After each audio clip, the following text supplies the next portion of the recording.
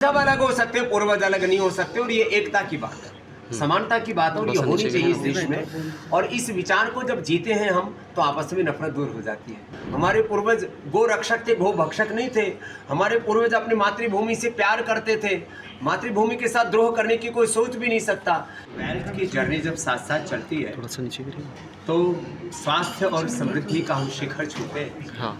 हमारे परम आदरणीय श्री राममूर्ति जी ने ये करके दिखाया, और 30 गुना तक बीएससी को ऊंचाई पर लेकर के गए। सारे भारत में ऐसे ही सभी दिशाओं से पुरुषार्थ होंगे तो विकसित भारत का सपना जल्दी ही पूरा होगा।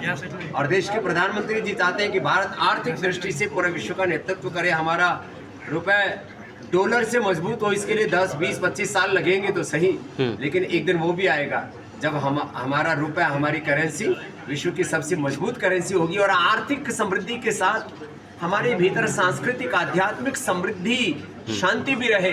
इसके लिए योग के साथ उद्योग जरूरी है। सर, साथ ही मेंटल हेल्थ की जरा बड़ी चर्चा होती है, उसके बारे में क्या कहेंगे? किस तरह प्राणायाम और ध्यान से हमारी मेंटल हेल्थ बहुत अच्छी रहती है, और जो हमारा लॉजिकल और इमोशनल ब्रेन का जो बैलेंस बिगड़ा हुआ है, ओवर थिंकिंग, स्ट्रेस, एंजाइटी, चारों तरफ पोल्यूशन, रेडिएशन और डिजिटल एडिक्शन जैसी जो बहुत सारी चीज़ें हैं, फिर कुछ लोग बीड़ी सिगरेट शराब आदि के भी आदी हो जाते हैं। एक योग की आदत से, एक योग की लत से, योग के एडिक्शन से सारे बुरे एडिक्शन खत्म हो जाते हैं, और सारे नेगेटिव थॉट्स एकदम हट जाते हैं, और हम पॉजिटिविटी से भर जाते हैं। सर, एक पॉजिटिव थॉट आपने यहाँ पे कहा था कि हम सारे लोगों के पूर्वज एक ही है, हम सब एक ही है, भले ही धर्म या फिर कई सारी मजहब अलग हो सकते हैं, पूर्वज अलग नहीं हो सकते, और ये एकता की बात है, समानता की बात है, और ये होनी चाहिए इस देश में। और इस विचार को जब जीते हैं हम, तो आपस में नफरत दूर हो जाती है। हम एक दूसरे को अपना भाई मानने लगते हैं, एक दूसरे को अपना दुश्मन नहीं मानते। और जब पूर्वज एक मानते हैं और पूर्वजों के प्रति कृतज्ञता रखते हैं, हमारे पूर्वज योगी थे, रोगी भोगी नहीं थे। हमारे पूर्वज गो रक्षक थे, गो भक्षक नहीं थे। हमारे पूर्वज अपनी मातृभूमि से प्यार करते थे, मातृभूमि के साथ द्रोह करने की कोई सोच भी नहीं सकता।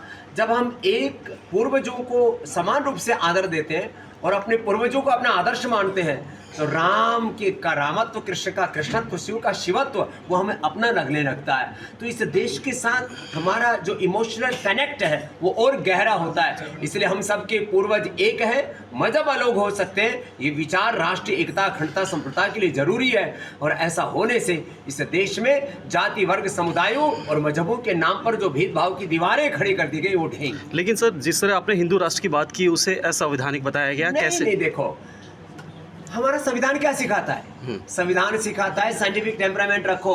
तो ये साइंटिफिक टेम्परामेंट है कि हम सबके पूर्वज एक हैं। देश का संविधान हमें सिखाता है राष्ट्र की एकता, अखंडता, संप्रभुता और राष्ट्र की समृद्धि को, राष्ट्र के हित को हम सर्वोपरि रखें।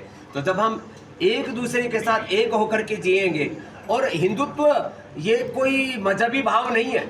जो हिंदुस्तान में पैदा वो हिंदुस्तानी है। अब मैं दूसरे शब्दों में कहूँ, हम सब भारतीय हैं, इसमें कोई दिक्कत है क्या? हम सब भारतीय, हम सबके पूर्वज भारतीय, हम सबके पूर्वज आर्य, हिंदू, वैदिक है, एक ही बात है। अब कुछ लोगों के जिनके रिलीजियस और पॉलिटिकल एजेंडा है, वो लोगों के पेट में दर्द होता है, वो कपालभाति अनुलोम विलोम करें, पेट और दिमाग ठीक है। सर, साथ ही साथ अयोध्या राम मंदिर के बारे में भी चर्चाएं सामने आ रही है, जिस तरीके से चंदा चोरी के आरोप जो किए जा रहे हैं। देखिए, ये दरअसल क्या है, लोगों की धर्म में अनास्था पैदा करना ज़्यादा बड़ा मकसद है। बाकी जो चोर हैं उनको सलाखों के पीछे डालो, जेल में डालो, फांसी पे लटकाओ। न राम मंदिर में चोरी होनी चाहिए, न देश की संस्थाओं में चोरी होनी चाहिए, न राजनीतिक चोरी होनी चाहिए, न धार्मिक चोरी होनी चाहिए। चोरी चकारी तो हमारा स्वभाव ही नहीं है। तो देश तो सत्य का और सदाचार का है, सत्यमेव जयते यतो धर्मस्ततो जयः। इसलिए जिन्होंने भी चोरी चकारी की उनको दंड मिलना चाहिए, और किसी भी प्रकार की आर्थिक अशुचिता न तो धर्म में हो न राजनीति में।